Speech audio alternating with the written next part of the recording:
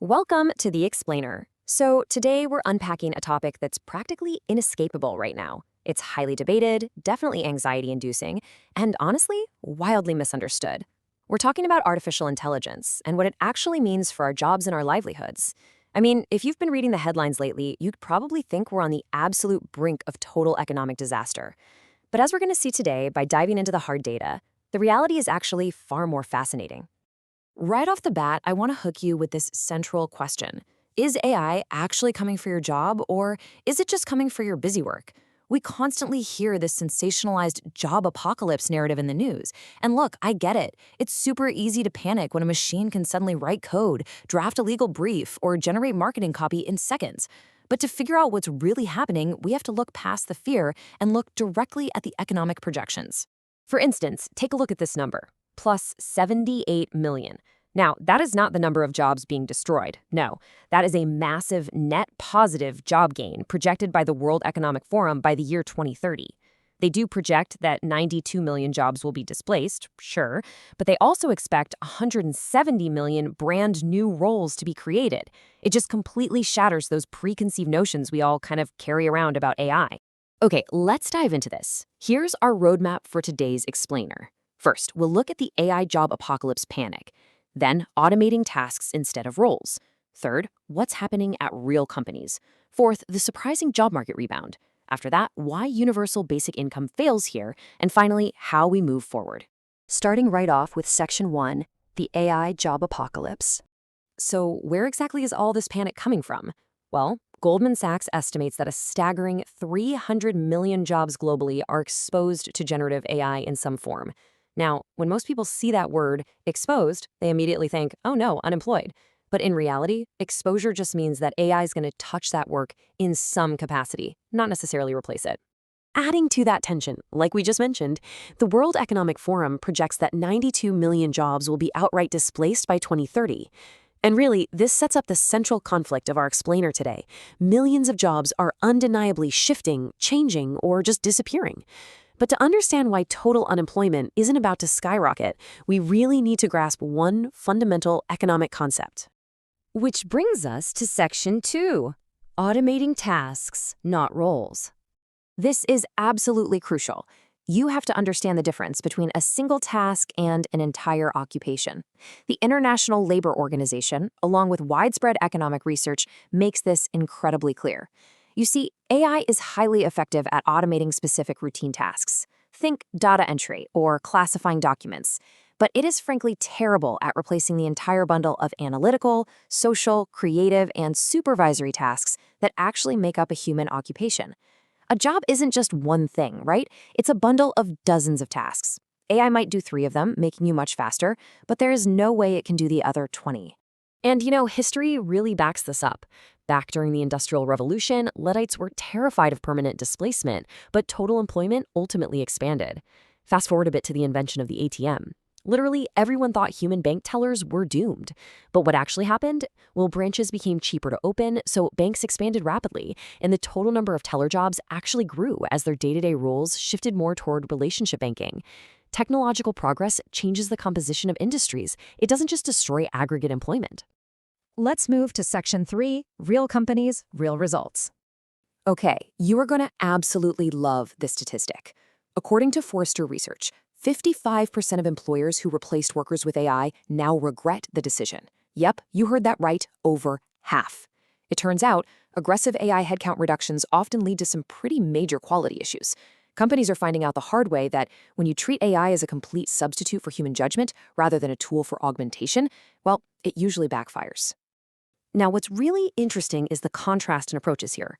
Klarna made huge headlines for replacing 700 customer service agents with AI to save $40 million. And what happened? Customer satisfaction dropped, complex queries bounced around in frustrating AI loops, and they were quietly forced to start rehiring humans for those exact roles. But then, look at IKEA. IKEA used AI to handle routine stuff like store hours and return policies. Instead of firing their call center workers, they actually retrained them as interior design advisors. They elevated their workforce to do higher value consultative work. IKEA succeeded because they automated the task, not the role. Take a look at this data from the research group Don't Go Dinosaur and see if you can find your own sector. You'll see this column for AI task automatability. Legal research and customer service are way up in the 80th percentile for task automatability. But remember our mantra here, task versus role. Just because 82% of a paralegal's routine tasks, like screening contracts, are automatable doesn't mean the role disappears. Actually, it means the paralegal is now freed up to focus on higher-level litigation strategy and client negotiation. Meanwhile, things like skilled trades and direct healthcare, they remain highly insulated from digital AI. On to Section 4, the job market rebound. According to data from the Indeed Hiring Lab, something pretty incredible is happening right now in software development. Between 2022 and 2024, tech jobs absolutely plummeted. But then, in late February 2025, agentic AI tools like Claude Code were released to the masses. And since that exact moment, software development job postings have rebounded by nearly 15%, even while the overall job market shrank by 7%. It's fascinating. The introduction of incredibly powerful AI tools actually coincided with a boom in hiring for the people who know how to use them. But we definitely need to look closer at who exactly is getting hired. 71% of that software job posting increase came from senior roles, and 37% of the increase came from jobs explicitly mentioning AI in the title. So the job market is experiencing what economists like to call a seniority-biased technological change. Basically, demand is absolutely booming for experienced AI-fluent professionals who can guide these models, while entry-level, routine coding jobs are the ones facing the most pressure right now. Moving on to Section 5, why UBI fails here. To unpack this part, we are relying strictly on a recent macroeconomic research brief from the International Labor Organization. We're just looking at the economics here. A lot of tech developers claim AI will cause mass unemployment, and therefore governments have to start handing out universal basic income. They claim this will be completely non-inflationary because AI is going to make everything so much cheaper. Well, the ILO points out that this economic math simply doesn't add up. And here is why that math fails. Physical bottlenecks. The ILO explains that yes, AI creates incredible productivity and price drops, but mostly in highly scalable digital sectors, think software or digital media. But AI cannot magically fix physical bottlenecks. AI doesn't create more land, it doesn't bypass construction regulations to build physical houses faster, and it certainly doesn't solve the need for human embodiment in hands-on healthcare. If you give everyone a universal basic income, you create a massive demand shock. People will take that extra money and immediately try to buy houses and healthcare. But because AI hasn't expanded the supply of those physical, tangible things, distributing money faster than that constrained supply can adjust, it simply creates inflation, not abundance. Basically, you just get higher rent, not more homes. Finally, Section 6, how we move forward. Using this further ILO analysis on labor market adjustments, we can clearly see that the real problem we're facing isn't a permanent lack of jobs. The real problem is a structural mismatch. Workers are just going to transition at different speeds. For example, an accountant whose tasks are 60% automated is going to need time and training to transition into higher value advisory work. If we don't actively help them transition, that is where we get friction and inequality. So the ILO actually recommends 3 structural policies instead of UBI to genuinely protect vulnerable workers. Number 1, targeted reskilling programs designed specifically for the occupational groups that are most exposed to task displacement. Number 2, active labor market policies to help transition those workers smoothly into the millions of new roles being created. And crucially, number 3, actively expanding supply in those constrained physical sectors we just talked about, like reforming regulations to build more housing so that as our productivity grows, our actual purchasing power grows right along with it. And honestly, the good news is that global governments and the private sector are actively collaborating to figure this whole thing out. Just look at the recent 2026 India AI Impact Summit, which was reported on by the Information Technology Industry Council. Over 90 countries came together and signed the New Delhi Declaration for Responsible, Pro-Innovation AI Governance.